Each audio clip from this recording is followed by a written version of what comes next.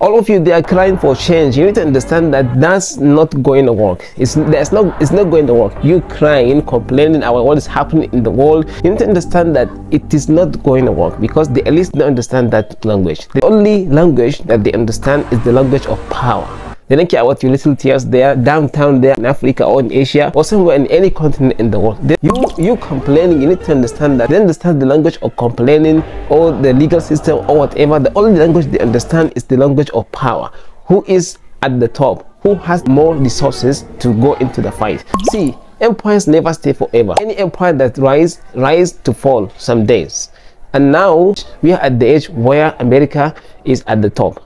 And if I can predict what Israel is targeting is that after America, they wanted to be the superpower in Middle East. And that's why all that born children, all that crying, all that destructions in Gaza doesn't concern them, because their eyes is there at the highest possible goal.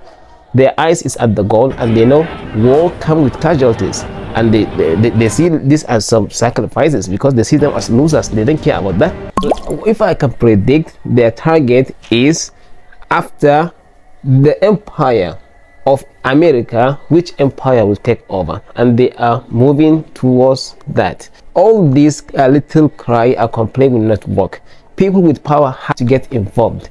You down there in Africa, you have to understand that all these old people, they are not going to leave that offices just because of you, because of your little tears. If you want to have power, you have to take it yourself. They are not going to come and give it to you. Power is not given, it's taken. That's just how it works, and you cannot change it with history. If you are frustrated of your situation in your country, you need to understand that nobody is going to come and give you power to change it. They are not going to open a space for young generation, for visionaries in that country to come and take over. They are not going to do that ever until you try and fight. You try to take that position with you, all that you get, with your knowledge, with your sources, with your everything, physically and mentally. You have to fight. You have to fight until you become winners.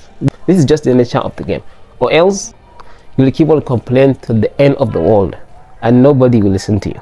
If you ever read Quran, it mentioned in Surah Al-Baqarah chapter number 2, where it says, وَلَوْلَا دَفْعُ اللَّهِ النَّاسَ بَعْضَهُمْ بِبَعْضٍ لَفَسَدَتِ الْأَرْضِ. If not because Allah, God, has forced other people to keep others in balance, in check, this world could have been destroyed long ago. As I said, it's the nature of the game. Some people have to do evil and some people have to do good to stop them. Muhammad the Prophet, may peace be upon him, says, من رأى منكم منكرا فليغيره بيده فإن لم يستطع فبلسانه فإن لم يستطع فبقلبه وذلك أضعف الإيمان. Any of you that sees evil, he should try to change it with his own hands, with his power. If he can force people to change it, he should do that. If he can't, then he should use his mouth. Same way that I'm doing right now, he should use his mouth if he can talk. And if he cannot do that, then he will dislike the thing in his heart.